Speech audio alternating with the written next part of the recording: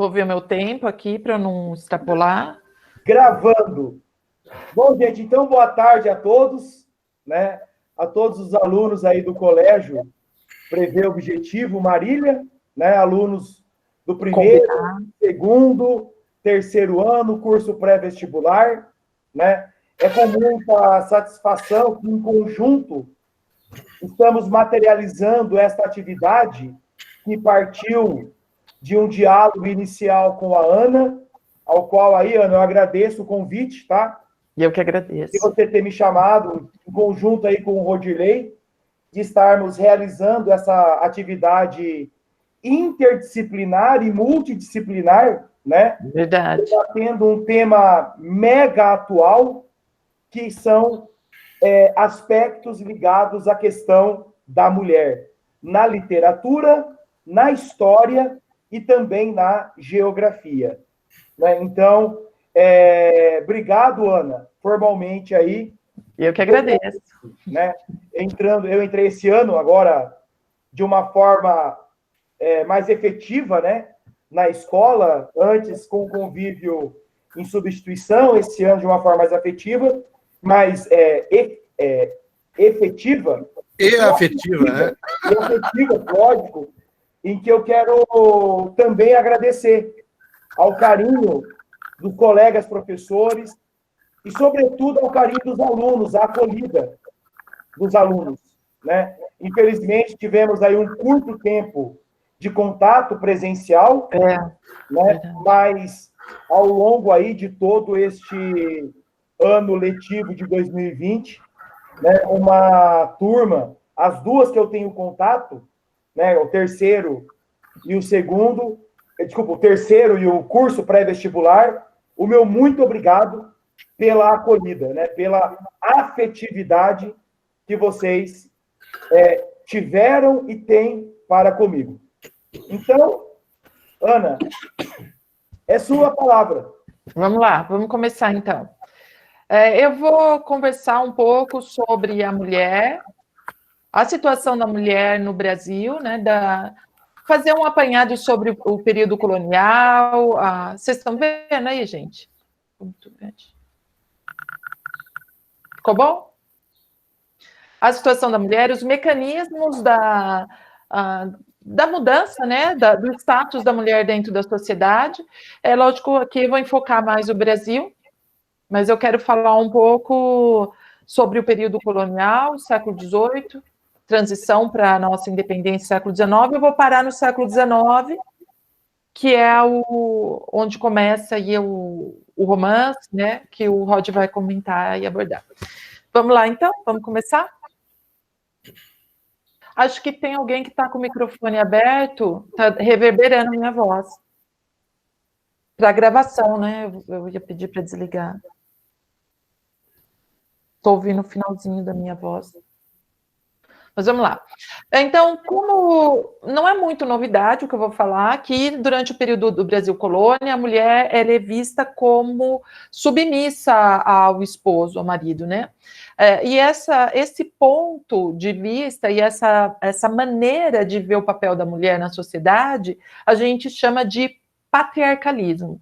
Então, a mulher está submissa a esse patriarcalismo. Nós temos aquela frase do Antonil, né, que o senhor de engenho é título a que muitos aspiram, porque tem direitos sobre pessoas e coisas, e a mulher não vai ser diferente. Então, nós estamos falando de uma sociedade do açúcar, mas a gente também pode trazer essa situação para a sociedade da mineração. Então, a gente vai do século aí 16, 17 para o 18, sem muita mudança na forma como a mulher vivia no Brasil.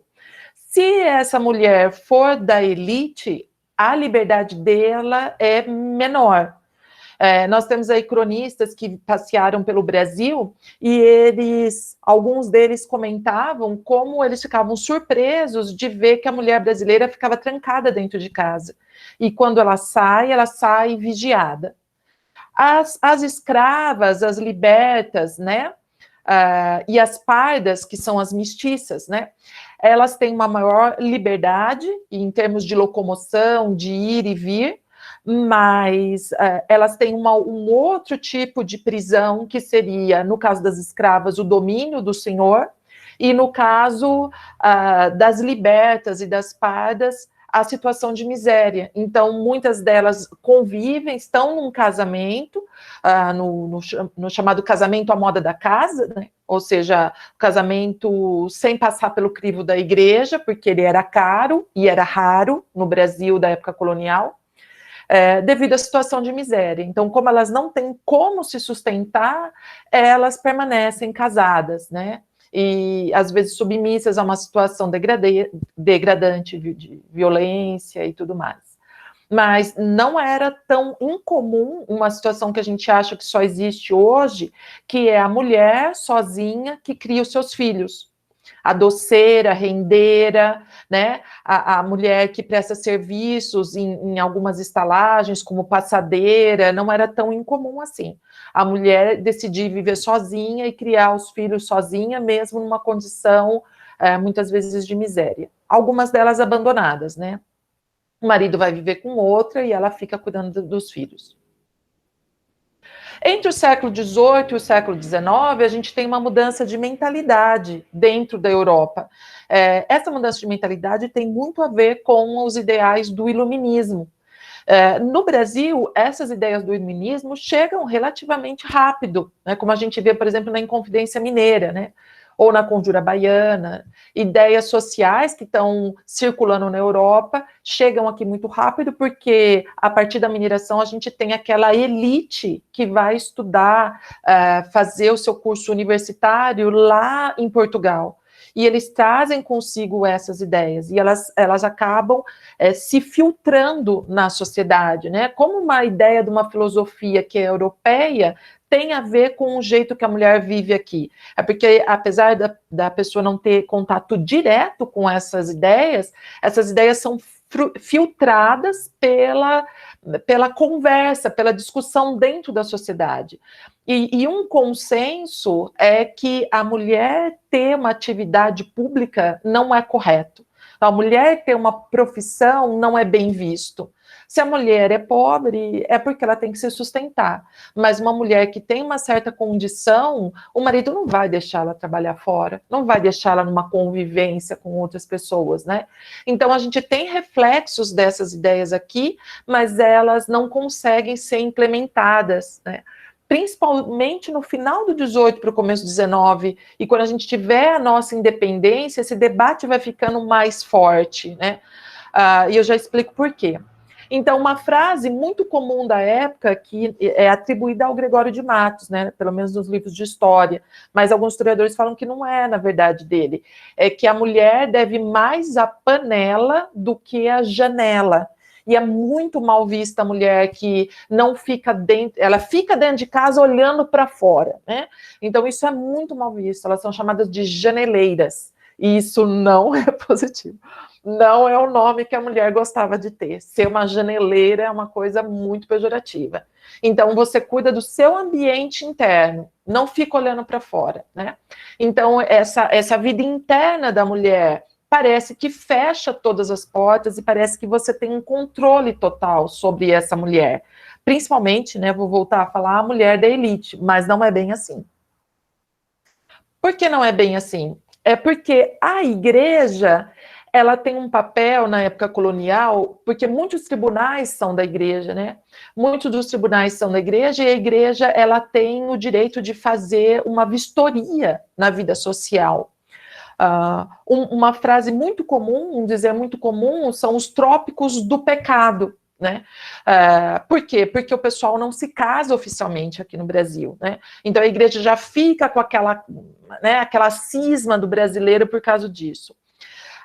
Mas acontece que ao fato do brasileiro não casar é também ligado à maneira como nós conseguimos nos adaptar dentro da sociedade, a essas condições que existem, né? Ou vou usar aqui a frase da historiadora, né? A capacidade de adaptação da sociedade às condições. que eles tinham. Então, casar é muito caro. A maior parte da sociedade é escrava, né?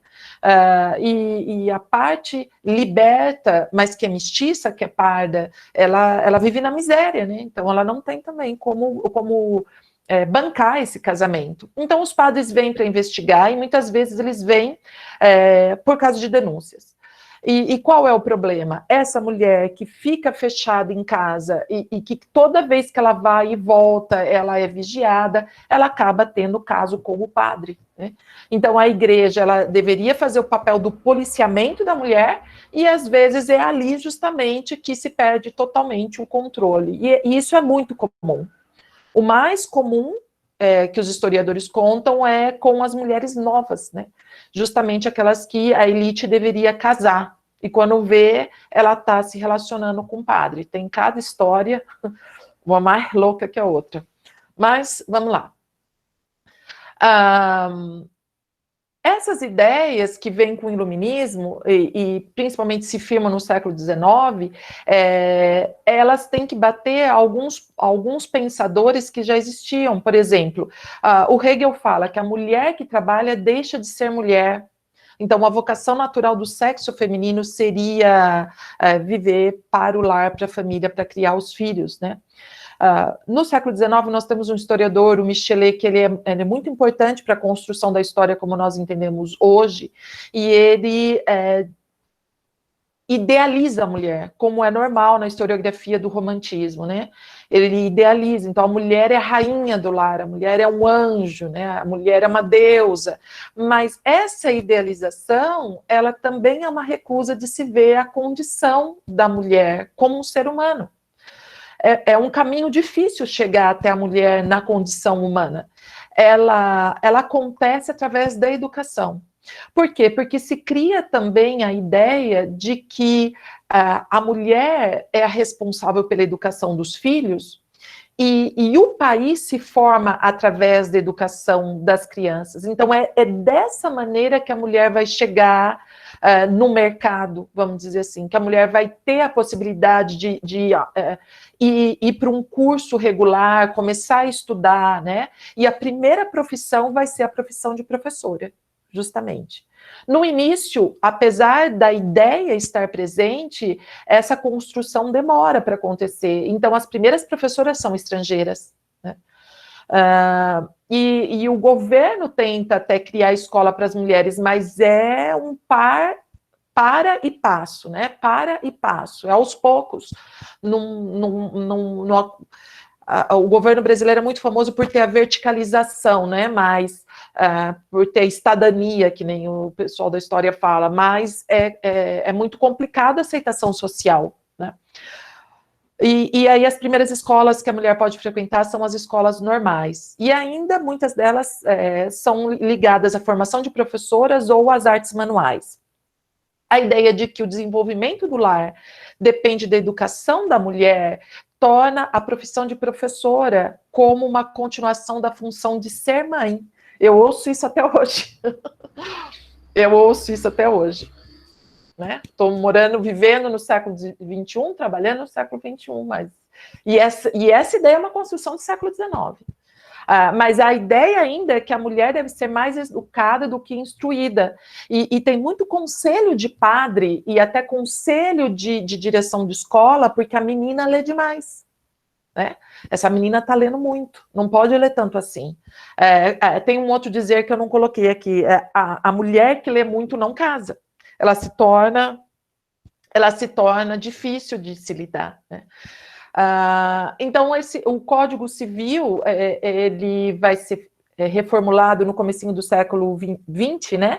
Mas ele já determina... Bem, a legislação que a gente tem na época colonial é que a mulher é submissa ao homem. O homem decide. O pai decide, depois o homem decide. Aí o Código Civil vai colocar a mulher como incapaz. É interessante e estranho pensar que a CLT, né, as leis trabalhistas do Vargas e a CLT, aí já na década de 30 e 40, né, do século 20, elas dão muitos direitos para as mulheres, porque o direito que ele garante do trabalho acaba servindo de base para uma certa defesa da mulher no seu espaço conquistado dentro da sociedade. Vou falar bem rapidinho, porque eu já estou extrapolando o meu tempo, sobre a Leopoldina, que articulou a independência do Brasil, né? Ela foi praticamente foi a primeira governante, enquanto Dom Pedro I ainda não tinha chegado, ela já tinha proclamado a independência ali, fez parte de um conselho de Estado, né? A Ana Nery, que cuidou dos doentes na época da Guerra do Paraguai, formou hospitais. A Maria Quitéria, que é uma baiana, né? Pegou em armas para defender o Brasil. A Maria Graham, que é uma dessas professoras que veio trabalhar para a elite brasileira e acaba se tornando amiga ali da Leopoldina e acaba se envolvendo na primeira fase do governo brasileiro, inclusive articulando algumas situações do governo. E a Domitila de Castro, né, que é a amante do Dom Pedro I, que ficou com um papel negativo na sociedade, mas depois da partida do Dom Pedro I, ela dedicou toda a sua vida, por incrível que possa parecer, é uma face dela que fica meio oculta, né? Ela se dedicou a ajudar pessoas pobres, ela se dedicou a um trabalho de caridade, né? E também é vamos dizer assim, uma má imagem. Rapidamente, eu queria só que a gente olhasse, eu não coloquei imagem, só coloquei essas duas na minha fala, né? 2 quadros da Leopoldina, que foi a primeira pessoa a governar o Brasil, que num primeiro período ela estava administrando o Brasil. E esse primeiro quadro é da Georgina de Albuquerque, que é uma pintora brasileira, uma das primeiras, né? Pintoras do Brasil, e ela retrata a Leopoldina, encomendaram um quadro da Leopoldina, ela retratou a Leopoldina como conselheira de Estado, né, como uma pessoa dialogando, né, com outros articuladores da nossa independência. E aí, quando encomendaram um retrato oficial da Leopoldina para um homem, ele retratou a Leopoldina como uma linda mulher, tudo bem, né, tá certo, mãe de filhos, né? Então, a mulher conseguiu ver a governante, né, a articuladora, a mulher preparada, né? Mas esse italiano, muito famoso, tal, né, não conseguiu ver. Ele viu somente a esposa do rei, a mulher que teve os filhos, que, né, só isso que ele conseguiu enxergar. Então, a diferença da visão é muito interessante, né? Então, tá bom, gente. Eu extrapolei um pouco, desculpa aí. Achei que eu ia falar menos, mas acabei falando bastante. Tentei aí colocar algumas ideias, né, para uma discussão posterior e alguma base também em termos de argumentação. Obrigada, viu? Desculpa, meninos. Eu extrapolei, né? Mas eu dei uma empolgadinha. Falei meio rapidinho, mas... Tranquilo, Ana. Mas vocês podiam ter me interrompido também, se vocês quisessem falar alguma coisa. Ninguém falou. Estava tão interessante que eu fiquei aqui bebendo as informações. Obrigado. Bom, Rod, então é você agora, né? Pode ser? Pode. Opa, vamos lá. Boa tarde a todos, muito feliz de poder, né, participar aqui desse grande encontro, então, com a Ana, com o Tiago, enfim, esse convite, como eu havia dito, o Tiago havia dito, né, partiu da Ana já há algum tempo, e a gente veio então conversando para que a gente pudesse se encontrar em algum momento e trazer isso para vocês. Até porque é uma questão extremamente importante dentro do âmbito das atualidades, né? E que resgata uma série de conceitos históricos e também vários elementos aí da própria literatura, né? Só para vocês terem uma noção, a nossa literatura, a literatura brasileira, ela é carente de autoras, carente de escritoras, não é? Então, nós vamos encontrar ao longo da nossa literatura pouquíssimas mulheres escrevendo. Haja vista o fato, como a Ana disse muito bem, mulher que lê durante muito tempo, né? Não é bem vista. A mulher não deve ler, né? A mulher deve ser preparada, então, para os afazeres domésticos e para cuidar dos filhos. Então, essa visão que ainda permanece em um bom substrato da nossa sociedade foi determinante durante muito tempo, né? Então, essa visão, ela ainda está arraigada no patriarcalismo social, mas ela foi ainda muito mais asseverada em determinados momentos históricos, tá? A Ana falou muito bem aqui do Gregório. Não duvido, viu, Ana, que o Gregório tenha realmente dito isso, haja vista que o Gregório era misógino também, né? O Gregório apresentava muitas características de misoginia, enfim, tá? Ele criticava tudo e todos, inclusive as próprias mulheres, né? E assim mesmo. O João Gregório era um autocrítico, então, né? Autocrítico com L e autocrítico com U, né? Então, não duvido que isso tenha partido também do Gregório de Matos Guerra, grande escritor do Barroco, mas com sérios problemas de preconceito na sua época, né? Então, Gregório que desferiu aí críticas aos afrodescendentes, né? Aos africanos, aos escravos, que ele odiava, aos índios, a quem ele odiava também, aos portugueses, a quem ele odiava, e aos próprios baianos, a quem ele odiava, né, Tiago? Bahia já pertenceu ao oeste do país, aí, então ele manifestava um certo ódio em relação a todas essas camadas, e ao clero, né? Ao próprio clero também. Bom, mas nós vamos chegar lá no século XIX, que é o momento, então, em que o Machado ele escreve o Dom Casmurro com uma visão de mulher tentando, neste momento, ganhar um pouco mais de força dentro do âmbito social. E quem começou, na verdade, essa trajetória não foi nem o Machado. Foi alguém a quem o Machado admirava, ou seja, José de Alencar. Que tinha uma série de problemas também ali, e conceituais em relação aos escravos, mas que era um grande defensor das mulheres. O Alencar vai criar os famosos perfis de mulher, ou seja, senhora, diva, Lucila, a Pata da Gazela, né? Enfim, várias obras que o Alencar faz para destacar os perfis de mulher. Dentre estes perfis de mulher, um é muito importante para toda a produção machadiana, ou seja, a Aurélia Camargo, do livro Senhora. A Aurélia já é uma mulher à frente do seu tempo, né? Pobre, que, de repente, de maneira inaudita, recebe uma herança de um avô que ela pouco conhecia, e do dia para a noite ela fica rica, não é? E ela passa, então, a mandar.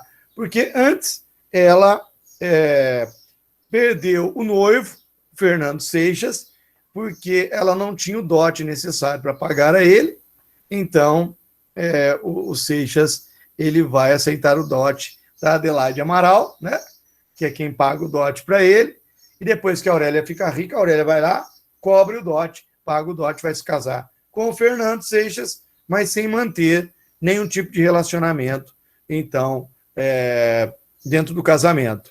Ela fala, eu vou para o meu quarto, você vai para o seu. Ah, mas não é a nossa lua de mel? Não. Você é um objeto, como qualquer outro que eu comprei. Como essa mesa, essa cadeira, ela vai dizer, esse vaso, você é um objeto, um mero objeto que eu comprei. Então, é o primeiro momento que causa impacto na sociedade, quando a mulher aparece ali. Então, de maneira forte, é um romance que não vai ser tão bem aceito pela sociedade patriarcal do tempo, justamente porque mostra uma mulher à frente daquele momento. Serve de inspiração para o Machado escrever todo o lastro da primeira produção dele, ou seja, aquilo a que o Machado chamava de obras da juventude, ou seja, Helena, Yaya Garcia, Ressurreição e A Mão e a Luva, tá? Todas essas mulheres que são aí dessas primeiras obras do Machado são um pouquinho do que será Capitu.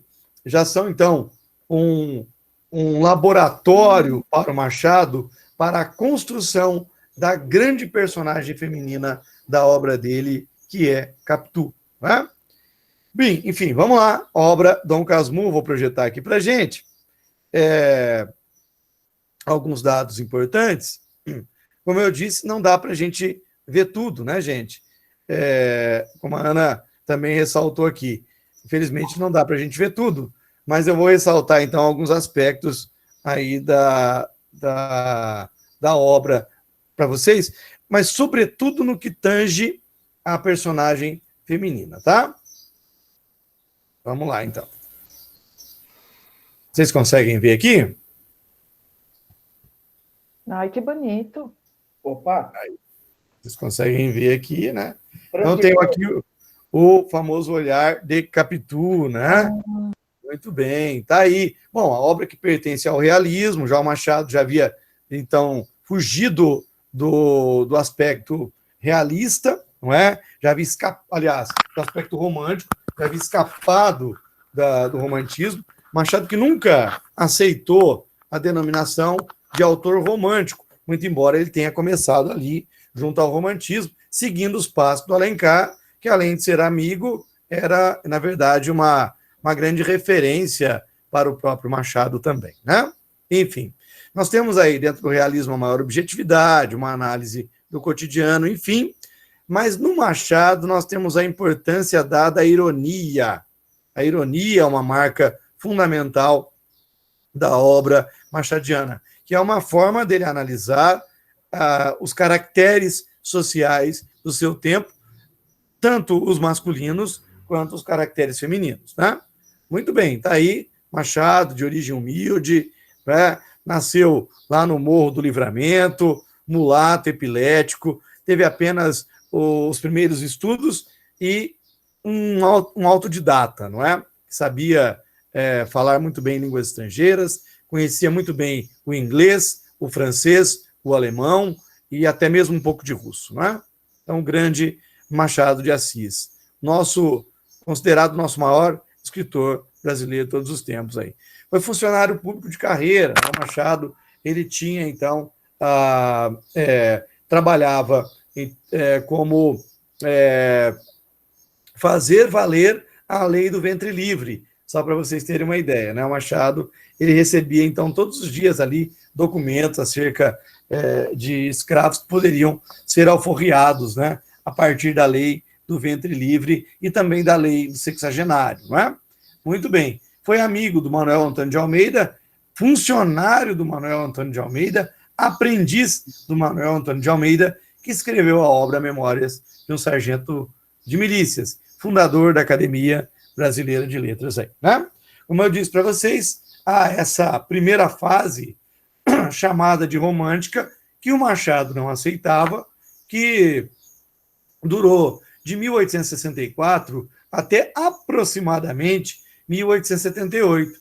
É um certo conformismo em relação aos valores da época, esquematismo psicológico, uso de lugares comuns, mas já trazia um elemento importante, que era uma mulher já à frente do seu tempo. Tanto que, como a gente nota, o nome dos romances, quase todos os nomes são extraídos de nomes de mulher. Ressurreição, Helena, Yaya Garcia. Então, aí nomes de mulher, tá? Muito bem. Na fase madura, nós temos uma destruição da narrativa linear e aqui o que nos importa, queridos, a análise psicológica, que é o que o Machado faz com o Dom Casmurro, por intermédio do narrador Bento Santiago, o Bentinho, o Dom Casmurro, né? Então, aí ele tem a técnica do desmascaramento e a grande temática do Machado, que é a aparência versus a essência. Aí começa uma série de questionamentos dos valores sociais, tá? Muito bem. Então, nós temos obras como Memórias Póstumas de Brás Cubas, de 1881, que abre justamente essa fase, Papéis Avulsos, História Sem Data, Quincas Borba, várias histórias, Dom Casmurro e Esaú e Jacó, né? Terminando com o Memorial de Aires, que é a obra que fica incompleta, que o Machado falece em 1908, deixando essa obra incompleta, né? Muito bem. O Machado incorpora traços realistas e naturalistas, mas ele tem uma tese grande crítica ao naturalismo também, porque ele supera esses estilos essas modas literárias, tendo características muito próprias, né? Visão de mundo do Machado: pessimismo, humor e ironia, e denúncia da hipocrisia social e do egoísmo da sociedade, né? Muito bem. Daí, pessoal, o processo de escrita do Machado não é muito fácil, haja vista que ele se vale do discurso indireto livre, muitas vezes, dos elementos ligados à análise psicológica das personagens, e daí surge a construção da personagem Capitu, sendo que um dos aspectos mais importantes da obra, das temáticas, é a temática do adultério, tá? Que vai, a temática, não o adultério em si, tá? Vai aparecer na obra Dom Casmurro. Bom, segundo o professor Paulo Monteiro, nós temos lá, Dom Casmurro é de 1900. É uma obra-prima e, sob todos os aspectos, o mais cruel dos romances do autor. Cruelmente ambíguo. Discute-se até hoje porque Machado transformou em instigante suspeita de infidelidade aquelas cenas idílicas entre Bentinho e Capitu, ocorridas numa infância essencialmente brasileira, com o nome de ambos escrito no quintal, ou quando Bentinho chega à surpresa do primeiro beijo, amorosamente penteando os cabelos de Capitu. Mas a vida é infiel, como infiel teria que ser Capitu. Capitu é a imagem da vida. Bom, infiel para o Bentinho, porque o Bentinho é o homem do século XIX. Patriarcal, machista, e que via na mulher apenas a possibilidade de ficar em casa, ler pouco e ser a ama da casa, cuidando dele, Bento Santiago, Bentinho, né? E do filho. Muito bem. Mas ele logo nota que o filho, não é? Não tem tanta semelhança consigo, mas tem uma forte semelhança com o melhor amigo, que era então o Escobar. Isso na impressão do Bentinho, tá certo? O que já é suficiente para o Bentinho expulsar Capitu de casa. Tanto que o Bentinho chama Capitolina de Capitu. E Capitu tem a forte relação etimológica no latim, né, com caput, que significa cabeça, aquela que lidera, que comanda, que é esperta. É essa a ideia, portanto, que aparece ali.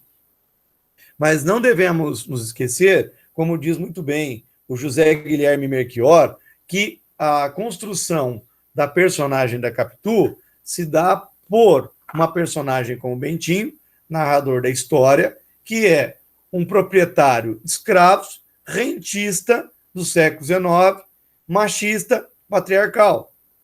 Não é? Então, a construção que nós temos ali é a construção de toda um narrador-personagem com certos valores da época em que vivia. De forma que Capitu é o resultado dessa construção de uma época. Então, a visão que Bento Santiago, que Bentinho tem da Capitu, é de uma mulher traidora, porque o filho supostamente não se parecia com ele, mas se parecia com o melhor amigo, com quem ele levava, inclusive, uma amizade um tanto quanto ambígua. Não é? Então, é interessante como ele constrói essa ideia. Ou seja, aí nós temos, né, um narrador de primeira pessoa que tudo comanda e que intenta, no final da vida, reconstruir o passado, como se ele tivesse arrependido daquilo que ele havia feito, então, em relação ao Capitu, de tê-la expulsado de casa, não é? Por conta de um possível adultério. E Capitu, como uma mulher à frente do seu tempo, na morte do Escobar, que ele era um nadador, em determinado momento ele vai nadar na Lagoa Rodrigo de Freitas e morre afogado, ela consola a melhor amiga, a Sancha, que era casada com o Escobar, e no consolo que ela está dando, o Bentinho olha para Capitu e percebe aquilo que o agregado da casa havia dito para ele na infância. Essa menina tem olhos de ressaca, olhos de cigana oblíqua e dissimulada. E ele diz que durante muito tempo ele não entendeu. Então, o que seriam esses olhos de cigana oblíqua e dissimulada? Ele entendia que eram olhos de ressaca, a ressaca marinha que vem até a praia e leva tudo de vencida.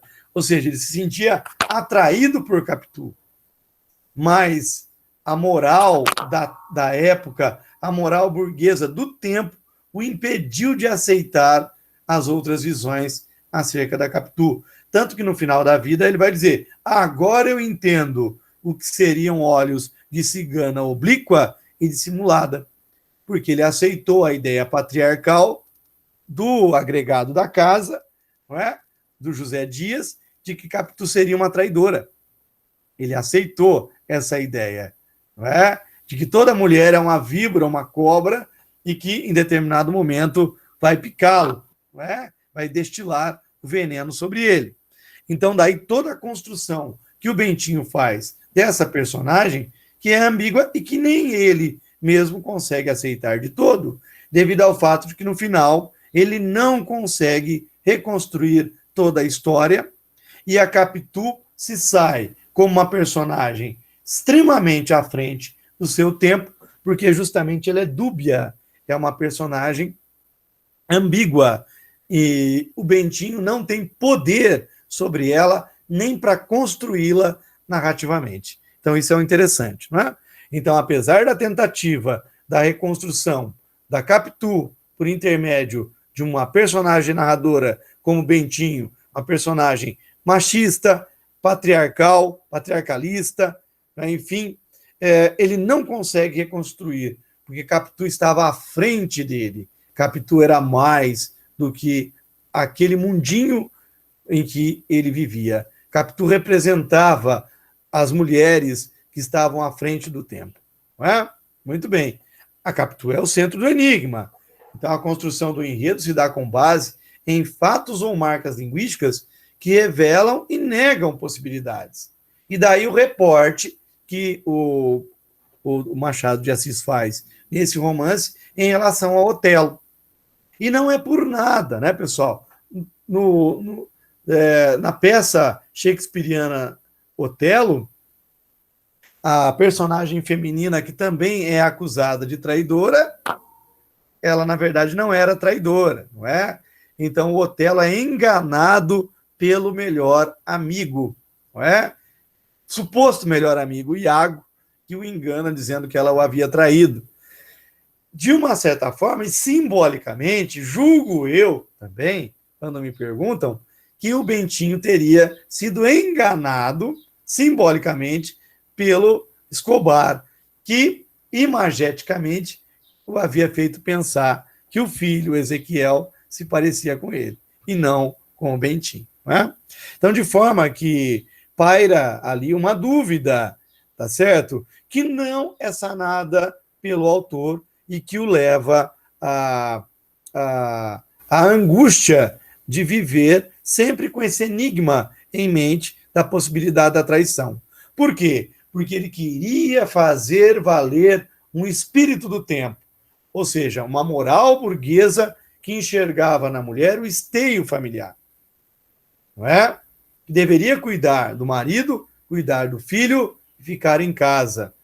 A ideia de uma suposta traição já seria motivo, então, para uma separação, né? Ou, então, uma briga em prol da honra, tá? Muito bem. A construção que o Bentinho faz da Capitu é essa. A Capitu aparece com olhos, né, de uma cigana oblíqua, dissimulada, e olhos de ressaca. É essa a construção que ele faz da Capitu.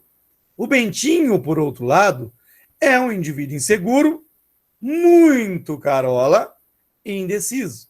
Ele não consegue ter as suas próprias ideias sem o amparo dos demais. O Escobar, ele é bonito, ele frequentemente visita Capitu, não é? Ele tem olhos fugitivos, ele não falava claro nem fitava no rosto. O que para o Bentinho são impressões que o Bentinho também tem de Escobar. São impressões todas essas vindas da imagem que o Bentinho criou acerca do Escobar. Não que fossem imagens verdadeiras acerca do Escobar, tá? Então, daí nós temos a figura de Ezequiel, filho forte, semelhança com Escobar, de acordo com Bentinho, e diferente dos pais. Agora, o grande destaque que a gente deve dar é justamente a figura da Capitu, como eu mostrei para vocês. Ela é a construção de toda uma moral burguesa relativa ao tempo, relativa ao final do século XIX, de uma sociedade patriarcal, machista, que via na mulher apenas a possibilidade, como a Ana disse muito bem, de ficar em casa cuidando dos seus, e não poderia se manifestar socialmente. Tá? É isso, galera. É uma visão mais, um pouco mais feminina acerca da Capitu, de uma mulher realmente à frente do seu tempo, porque não se sujeitou, não é? Quando expulsa de casa, ela realmente foi embora para viver a sua vida, mesmo tendo morrido na Suíça. Tá? É isso. Obrigado, gente. Valeu. Bom, então, pessoal, seguindo esta linha de apresentação, em que a Ana apresentou, né, a construção aí da imagem da mulher séculos XVIII, século XIX e um pedaço do século XX, o Rodirley a questão da construção da mulher na literatura, né?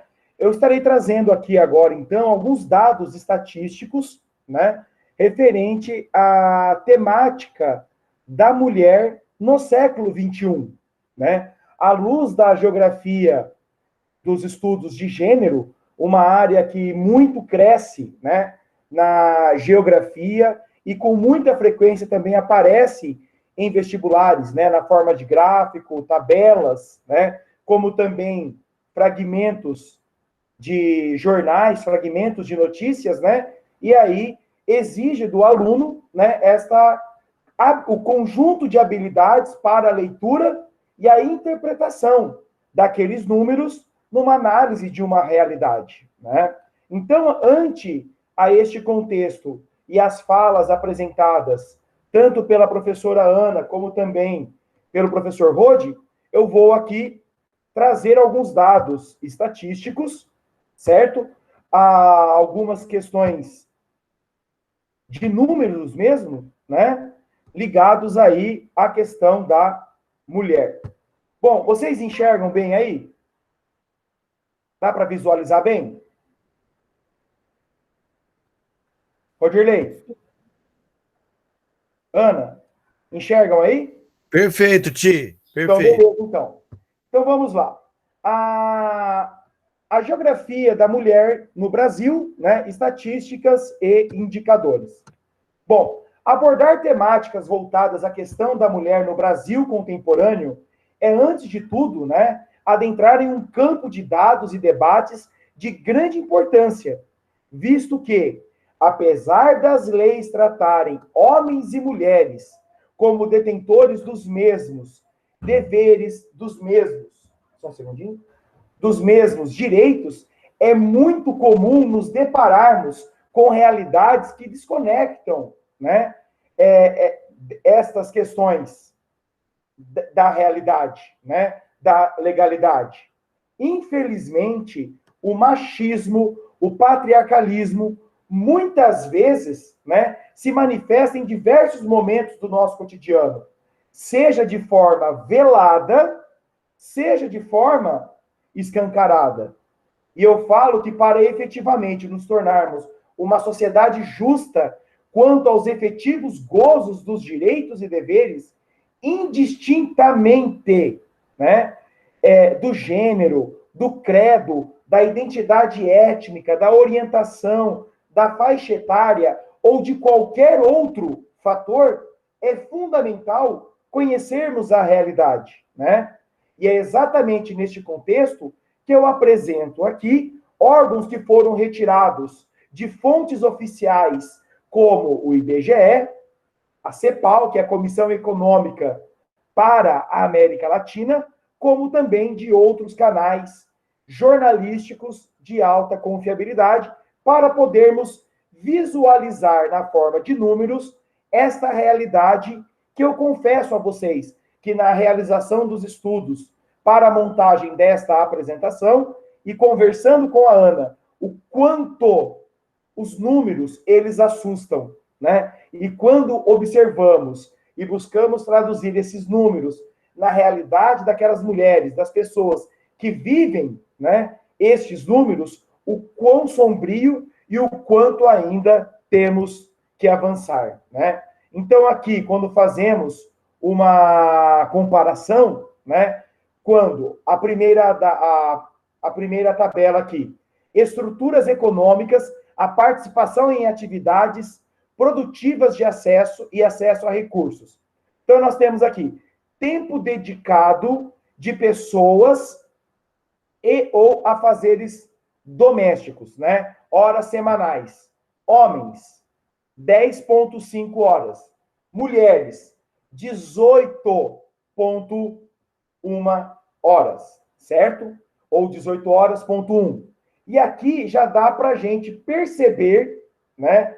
Vem bem aqui ao encontro da fala do que a Ana nos trouxe, né? Essa questão da construção da mulher, isso lá no século XVIII, no século XIX, né? A construção da mulher para o lar. E aqui, quando nós olhamos essa questão da participação em horas, né? Homem e mulher, nós percebemos que isso não mudou muito. Olhando a questão, né? Quando analisamos a questão salarial, né? A média salarial, quando comparamos homens e mulheres com a mesma faixa etária e o mesmo nível de escolaridade. Os homens aí com uma renda maior, com um rendimento maior do que a mulher, né? O homem aqui com R$ 2.306, e enquanto que a mulher com R$ 1.764.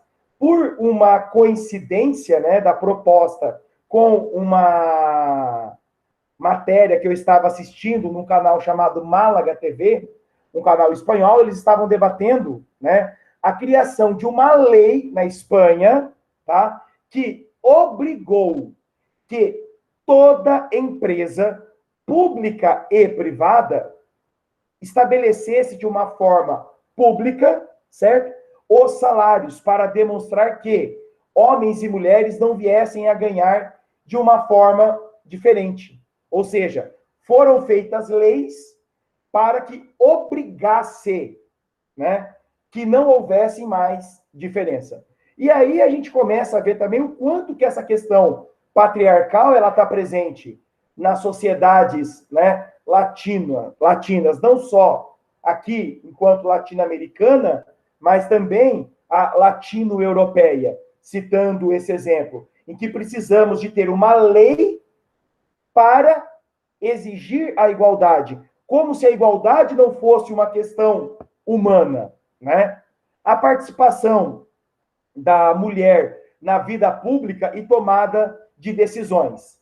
Olha só, dentro da representação política, tá? Nós temos aqui apenas, numa média, 10,5% dos assentos da Câmara dos Deputados são ocupados por mulheres. E isso se reflete dentro também das assembleias estaduais e das câmaras municipais, né? Podemos pegar, vou citar um exemplo, a cidade de Assis, que nessa legislatura tem apenas uma mulher vereadora.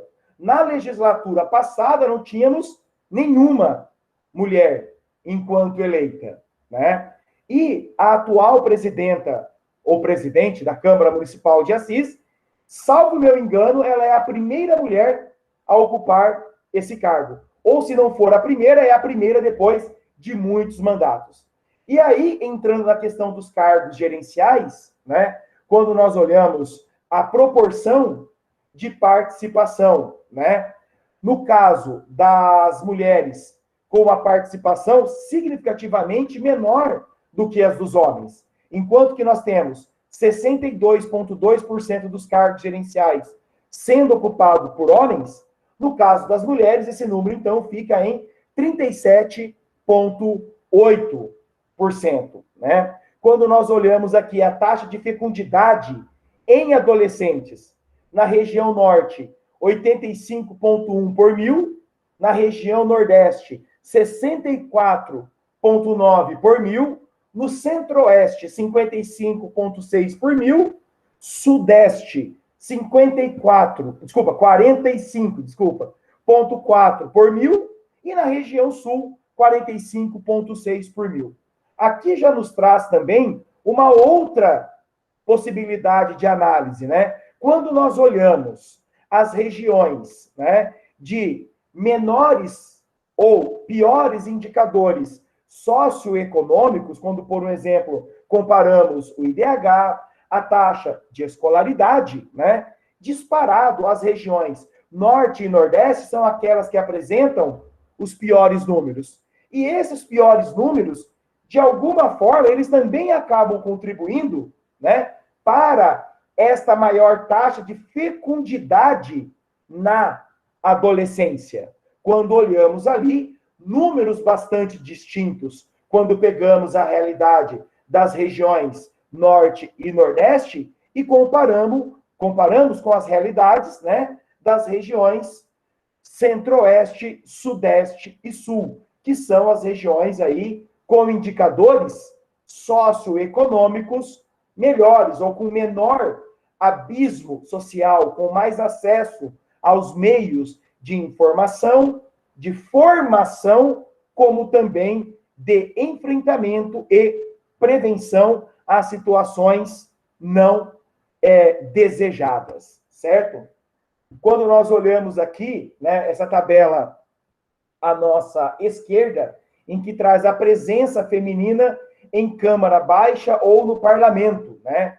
E de todos os países latino-americanos, o Brasil ele foi o pior. Olha só, em um ranking, né, de 189 países, o Brasil, que é o quinto maior país do mundo em população, cuja maior parte da população é composta por pessoas do gênero feminino, certo? Neste caso, olha só, o Brasil ele ocupa a 152ª posição, né? O quanto esta participação da mulher, tá, na vida política, ela é baixa quando comparamos a realidade brasileira com a de outros países, né?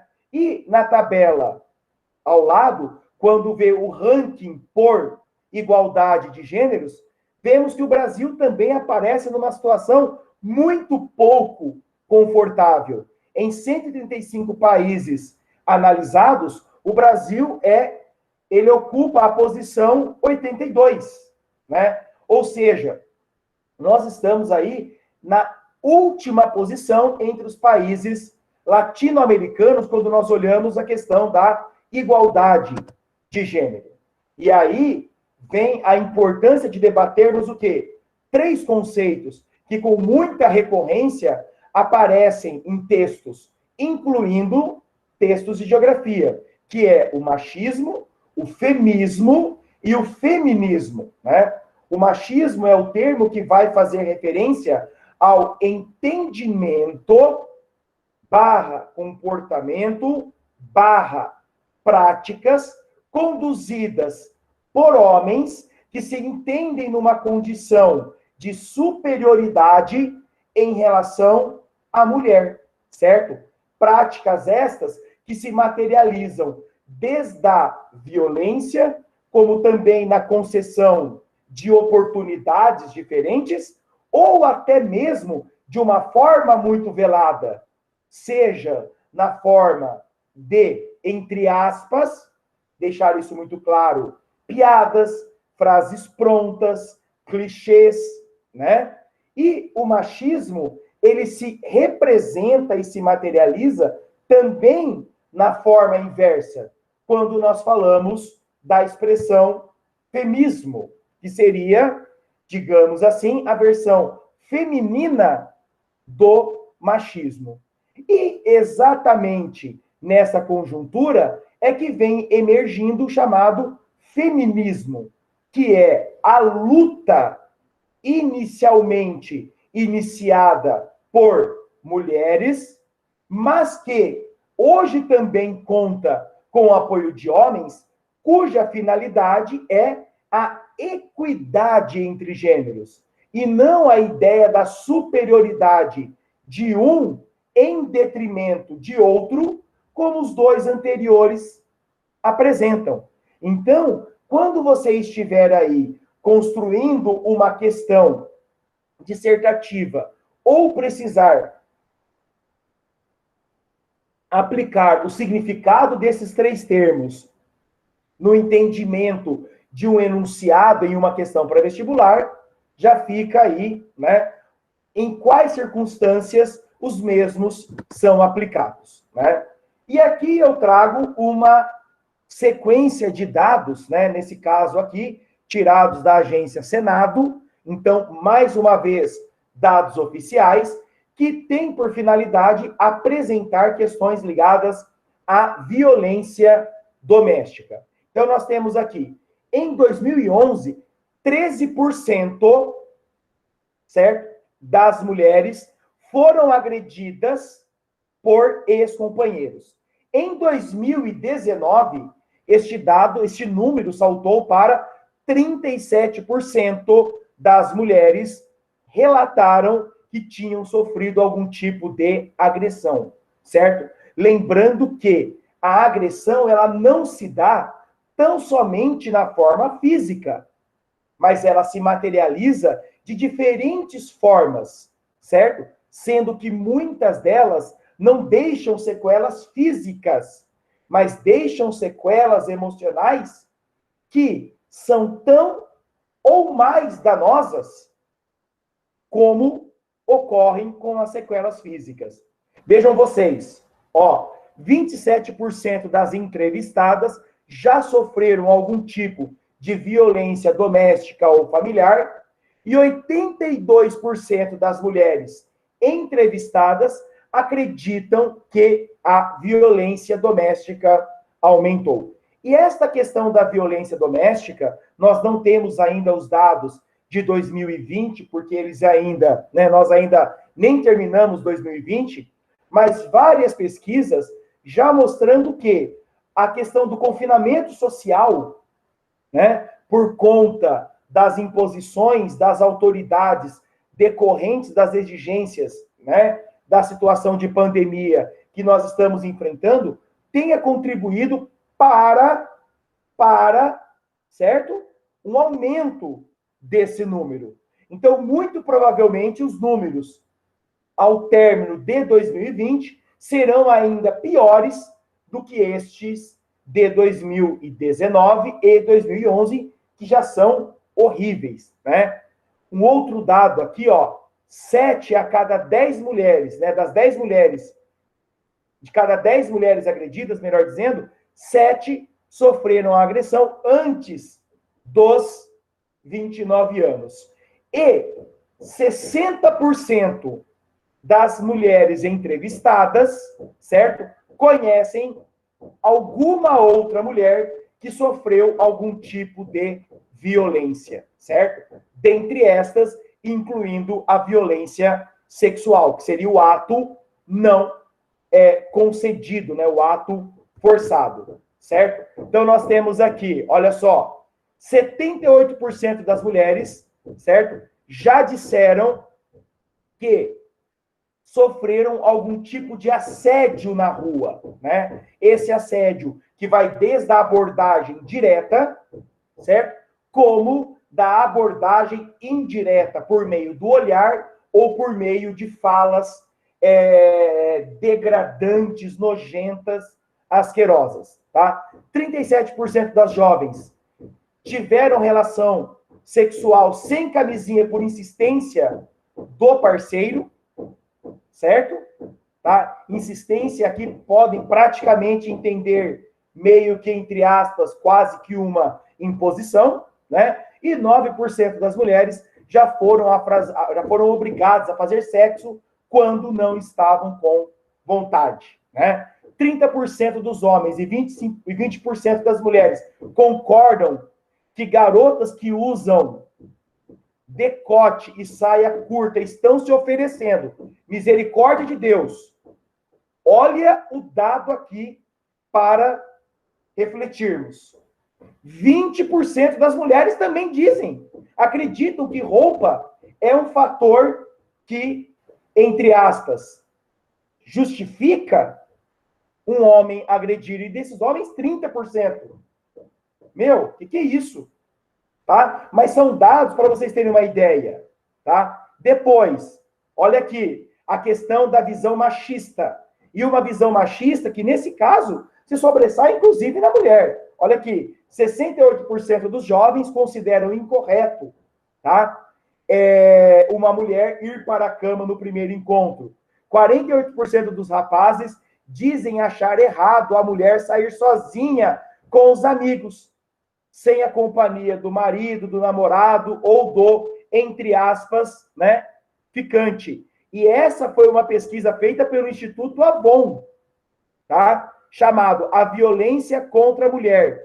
O jovem está ligado, certo? 76% dos entrevistados acham errado uma mulher ter vários ficantes. E aí cai até mesmo naquela discussão, né? Que socialmente, ela, e equivocadamente, é óbvio, ela foi construída. O homem com, entre aspas, várias experiências é o cara, e a mulher, entre aspas, com várias experiências, é a pessoa mal falada, mal rotulada, né? Aqui são números que mostram aquilo que tanto a professora Ana como o professor Rodirley apresentaram, né? Dando continuidade. Olha só.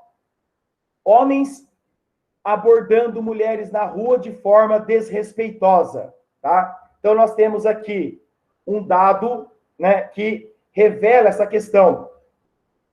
51%, né, dos homens tendo essa abordagem. Ó, homens discutindo ou se agredindo por causa de ciúmes. Discutindo ou se agredindo.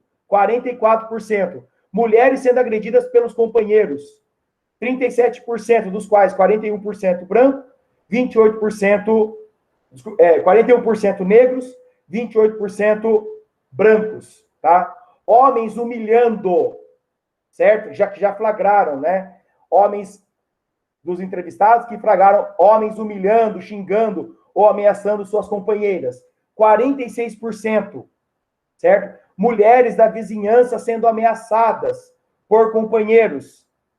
37%, tá? Meninas ou moças sendo agredidas por parentes. E aqui é importante destacar que a questão da violência, tá, contra a mulher, muitas vezes não ocorrem por pessoas longes, por pessoas distantes, né? Mas sim por aquelas que estão próximas ao circuito de convivência. Ó, violência contra a mulher. Brasileiras relatam agressão e assédio. Ó, 29% é o percentual de mulheres que afirmam ter sofrido algum tipo de violência física ou verbal.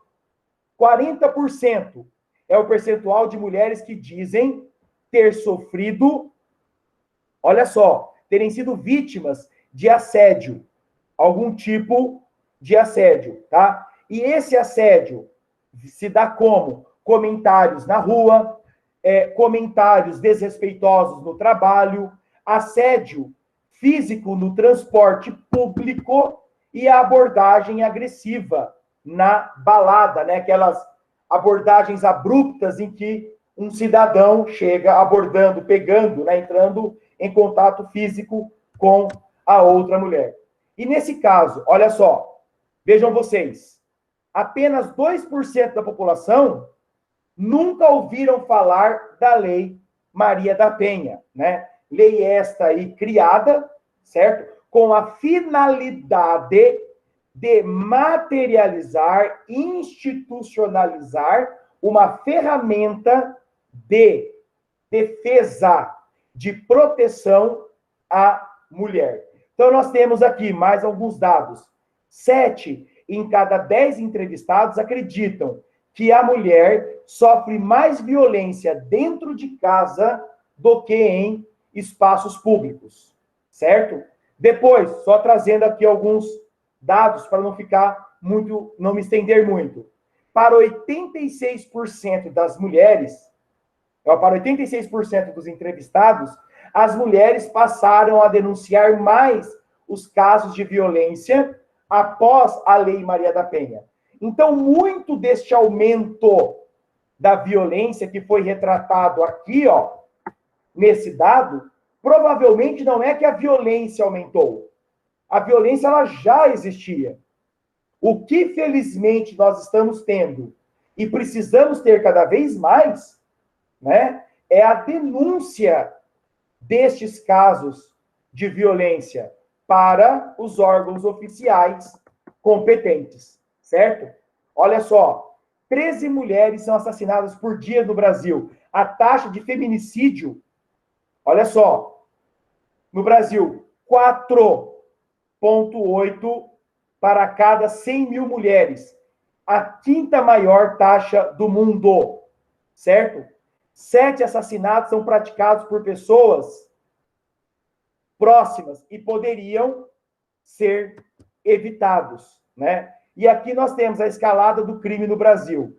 Entre 2015 e 2016, os casos de feminicídio no país aumentaram 38,3%, tá? Então nós tínhamos aqui, olha só, mulheres assassinadas no Brasil em 2015, 4.793, das quais 449 foram enquadradas como crime de feminicídio, certo? Em 2016, tivemos o quê?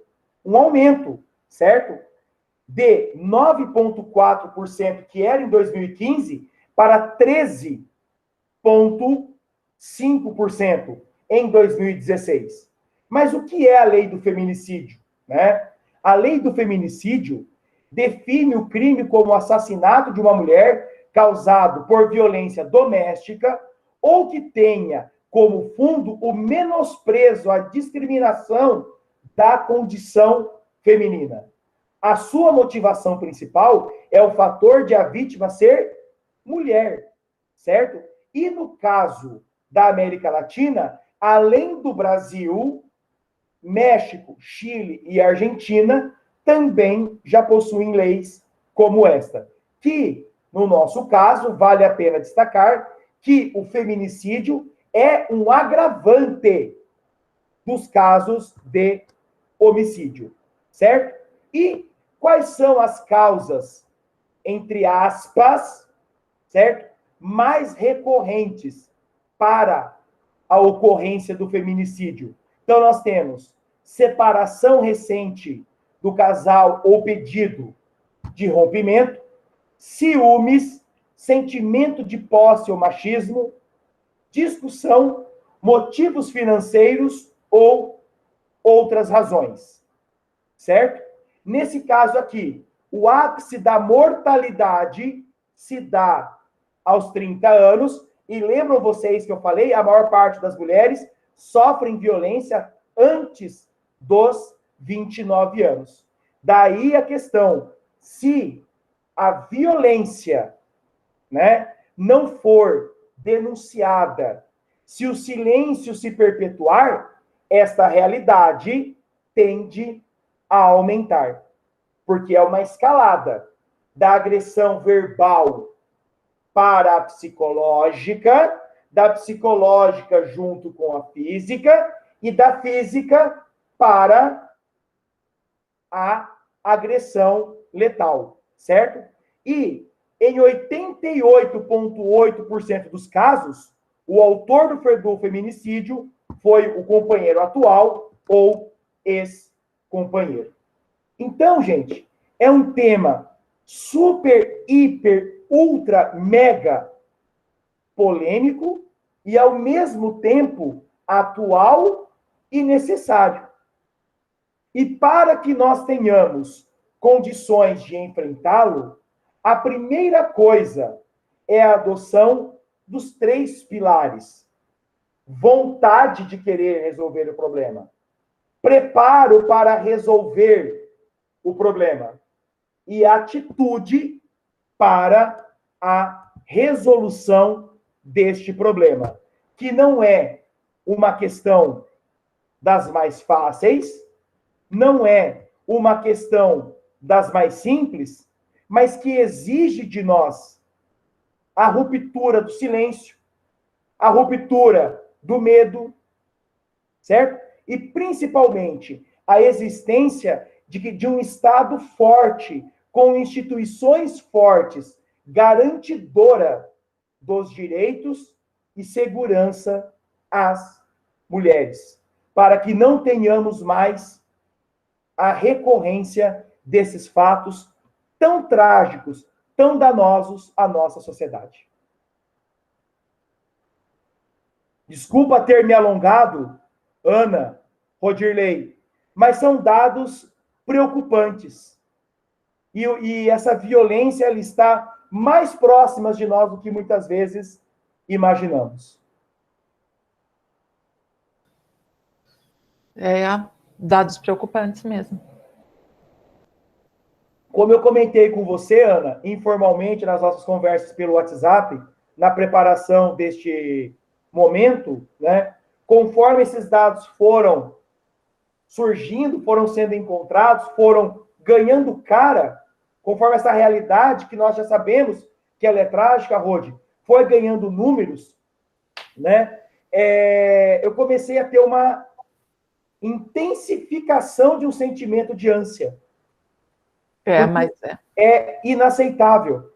Exato. Que em pleno século XXI ainda temos realidades, né, tão trágicas como essa, em um país em que a própria lei, né, nos tratam como iguais, nos direitos e nos deveres.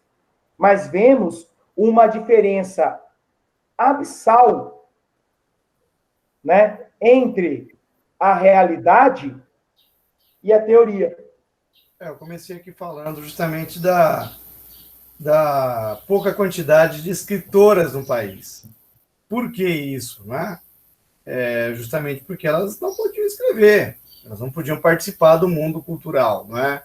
Enfim, nós tivemos aí as primeiras escritoras que muito embora o caso da Francisca Júlia, por exemplo, contribuiu e a Júlia Lopes de Almeida, 2 grandes escritoras que contribuíram para a fundação da Academia Brasileira de Letras, mas não puderam se sentar em uma das cadeiras da academia. Ou seja, mulheres que contribuíram imensamente como escritoras para a formação da academia, mas não puderam participar porque só entravam homens, né? Eu fiquei pensando porque daí você fez uma fala que era o que eu estava pensando na hora, né? Será que os dados aumentaram? Porque, vamos dizer assim, esse domínio, a gente vê na história, ele é histórico, né? Essa criação do patriarcalismo e desse predomínio, a própria lei dava aporte, né? A própria lei justificava. E as leis... vamos dizer assim, que sustentam a mulher em termos de relação social, porque ali eu falei muito sobre trabalho, sobre espaço no trabalho e tal, elas são mais recentes ainda.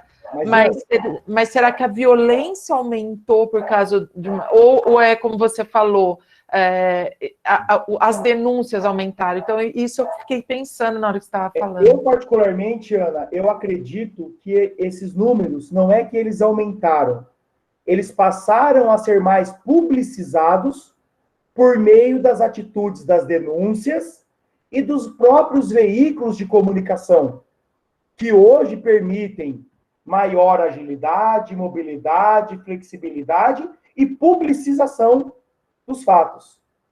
Eu estava num outro colégio aqui em Assis, dando aula sobre Oriente Médio, né? E nós estávamos debatendo a questão do patriarcalismo dentro de alguns países. E pasmem, jovens, em diversos países do Oriente Médio e da África, Olha só, homens não são punidos caso venham assassinar suas mulheres em caso de adultério. Até pouco tempo no Brasil era assim. Não faz muito tempo, não. Eu ia falar isso. Crimes em prol da honra, crimes em prol da honra não levavam o indivíduo à cadeia. Ele matou em defesa da honra. Então não iam para a cadeia. Então, os homens não iam para a cadeia se matassem mulher. Sim. O primeiro... Essa cultura, né? O primeiro foi o Dock Street. Primeiro homem condenado que foi o Dock Street. Há pouco tempo, se levarmos em conta o percurso histórico, né? Recentemente, exatamente. Praticamente falando de ontem, né? Praticamente falando do ontem. E vocês, jovens, querem fazer alguma pergunta, falar alguma coisa?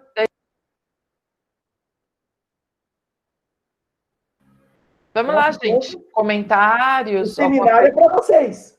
Vocês têm falado essa questão da parte do machismo, feminicídio no Brasil, né? Isso é muito histórico, né? É muito difícil você colocar dentro da cabeça dos homens de uma sociedade que já está totalmente, como é que eu posso dizer, tóxica em relação a isso, que eles têm que mudar. O Brasil é muito, muito, muito, muito, muito machista, muito misógino, é um país violento contra as mulheres, né? E é difícil mudar, infelizmente. Está arraigado, né, Luciano? Está arraigado. Sem dúvida, Rod. Da sociedade. E aí entra, indo ao encontro aí da sua fala, quando nós entramos no conceito geográfico de maioria e minoria. Se formos considerar o aspecto quantitativo, as mulheres são maioria. A maioria. Mas se quando olhamos o quesito representatividade nos cargos de gestão na vida pública, mesmo quantitativamente ela sendo maioria, no aspecto representativo, elas acabam sendo uma ampla minoria.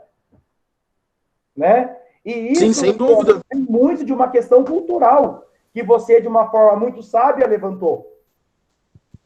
Foi o que eu falei hoje, analisando o quarto de despejo, acerca da Carolina Maria de Jesus, uma favelada que vai escrever uma obra literária, um diário literário.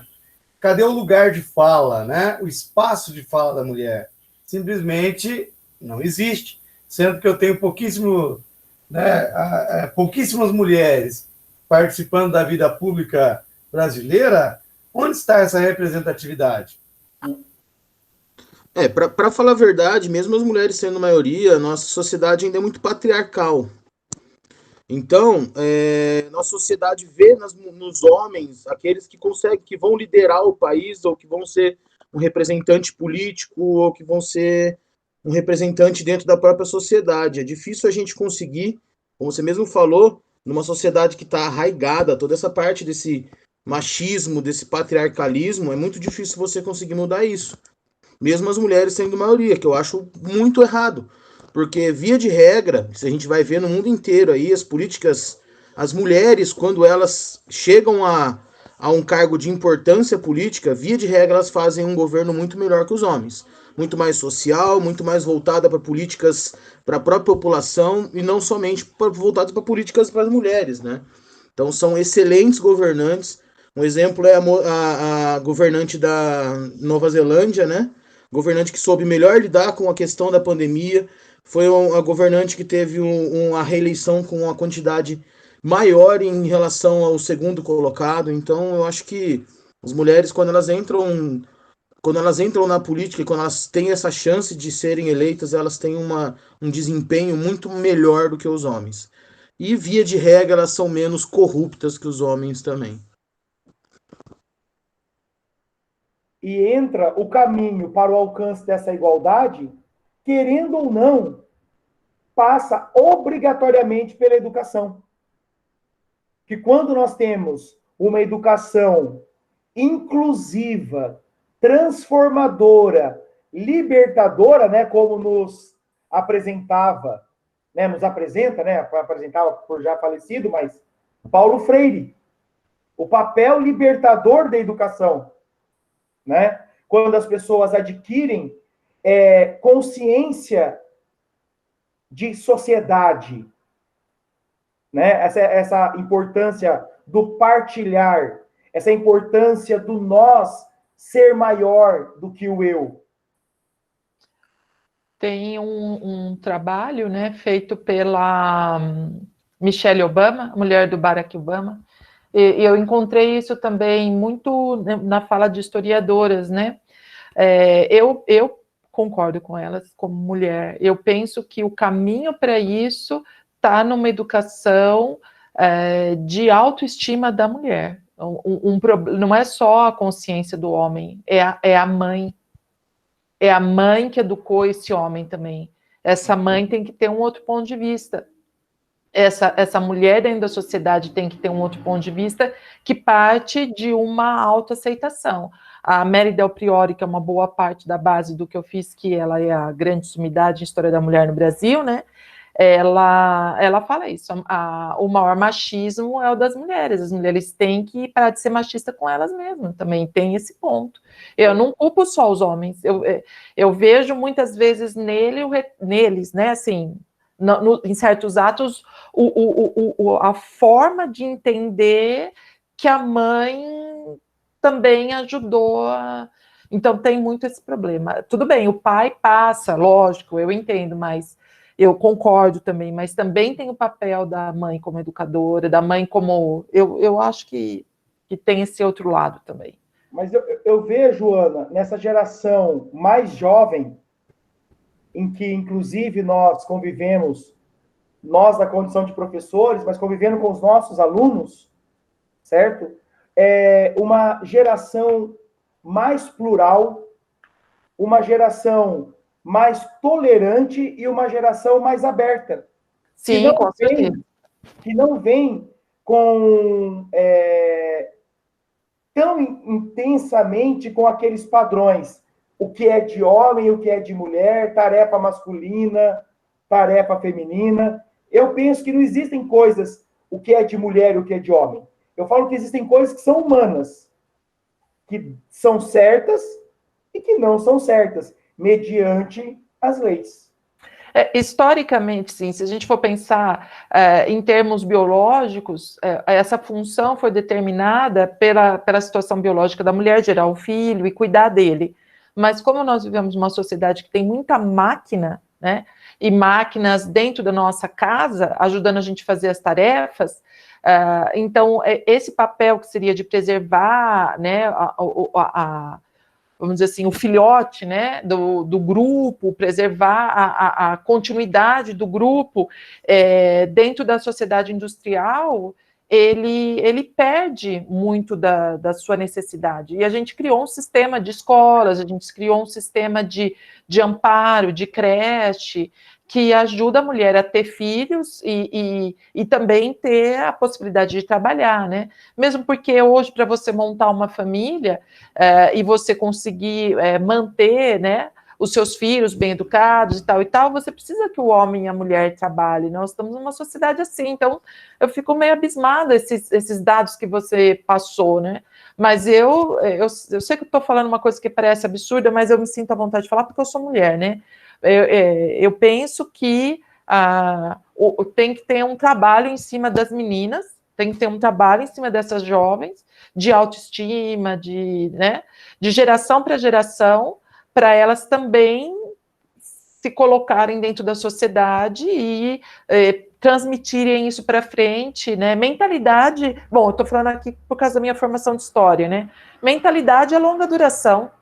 Você resolve com um projeto de governo, não só, você resolve com um projeto educacional, não só. Estou falando agora, assim, bem o que eu penso, tá? Eu acho que você tem que ter um conjunto ali, né? Tem que ter projeto de governo, tem que ter projeto educacional e tem que ter também um trabalho, eu não tenho outra palavra para falar, é de autoestima mesmo, das meninas, né? Delas delas entenderem isso e passarem para frente. E é como eu concordo com você, Thiago, não é brigar um com o outro, é compartilhar, né? É conviver, né? Em papéis sociais paralelos. Né? Eu penso assim, falei assim bem o que eu penso mesmo. Lógico que todo mundo tem direito de não concordar comigo, né? Mas... Bom, alguém tem mais alguma colocação, alguma questão? Acho que só, né? Mas, ô Thiago, você falou um negócio de questão de educação, questão de escola, né? Também acho que é muito importante a educação sexual nas escolas. É verdade. Eu acho que ela não é... Você não vai ensinar a pessoa a fazer sexo, você vai ensinar ela a ter uma noção do sexo que ela tem. E também ter uma noção em relação à importância que ela tem na sociedade, a importância que a mulher tem, a importância que o homem tem, que nenhum é superior ao outro. E eu acho que essa extrema-direita que a gente tem atualmente dentro do governo é um grupo político que não interessa a eles nem um pouco isso, né? Não interessa a eles a educação no geral, né? Mas eu acho que a educação sexual nas escolas é importante você ter uma educação voltada para isso, para que acabe de vez essa violência contra as mulheres. Já passou da hora, a gente está em 2020, né? Então, quem imaginou, sobretudo, como ferramenta de saúde pública. Sim. Como ferramenta de saúde pública. Certeza. Né? Trabalhar na ótica da prevenção, na ótica da antecipação e não do enfrentamento. Né? É como você falou, não é ensinar a fazer, mas ensinar a se cuidar. E isso, Luciano, não só para a mulher, mas para o homem, para o ser humano. Eu acho que principalmente para os homens, viu? Porque eu acho que os maus exemplos, eu acho que a forma com que as nossas crianças crescem, pensando que a amiguinha dele é inferior a ele, eu acho que é uma coisa que vem de casa, não é uma coisa que se é aprendido na escola. Não é uma coisa que ela aprende com um amigo, ela aprende em casa. Ela vê o pai humilhando a mãe, ela vê o irmão humilhando a namorada, ela vê o irmão mais velho tratando mal as meninas da família. Então, tudo isso daí vai gerando nessa criança um aprendizado errado. Então eu acho que tem que mostrar para essa molecada aí, porque eu acho que mostrar para um cara velho que ele tem que mudar a opinião dele em relação a como ele trata a mulher dele, ou a filha dele, ou as mulheres que passam na vida dele, velho, é difícil, não vai mudar. Verdade. Macaco velho você não ensina mais não, ele vai continuar com as mesmas práticas erradas.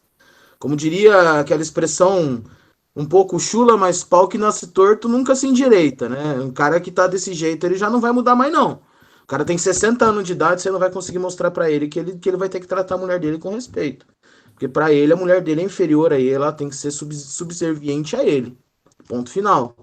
Mas uma geração nova tem que ser ensinada em relação a isso. Já passou da hora. Já passou da hora. O que é mais louco, Luciano, você vê, por exemplo, eu tenho amigas, né? E eu tenho amizade, por exemplo, com a mãe, né? E tem a filha, que é mais ou menos da minha idade, e aí ela tem 2 irmãos, daí ela vira enfermeira, né? Ela vira e fala assim, eu converso com a mãe, pessoas que eu conheço tal, né? A mãe fala, eu sempre fui feminista, eu sempre isso, eu sempre aquilo, porque eu isso, porque aquilo. Aí a filha vira e fala assim, Ana, vai nessa conversa, não. Falei, por quê? Você acha que sua mãe... Ela falou, o tratamento que ela dá para mim, para os meus irmãos, é totalmente diferente. E ela se acha feminista. Você conversa com ela, ela fala, eu sou feminista, tá claro. Já uma senhora de 60 e poucos anos de idade. Aí você vai conversar com a filha, ela fala... Então, tem aquela coisa que a pessoa acha que ela é... E o que ela realmente... Porque ela tá copiando a mãe dela. A mãe dela fazia diferença entre... A mãe dessa senhora fazia diferença entre ela e o irmão. Ela se queixa disso, ela já falou para mim várias vezes, né? Só que ela não percebe que ela está reproduzindo. Ela faz a mesma coisa com os filhos e com a filha. A mesma coisa que a mãe dela fazia. Então, é complicado. Mentalidade é uma coisa complicada, mas muda, dá para mudar. Eu sou otimista. Não, com certeza. A gente tem que ser, né? Estou contando caos aqui, que eu gosto de contar caos, né?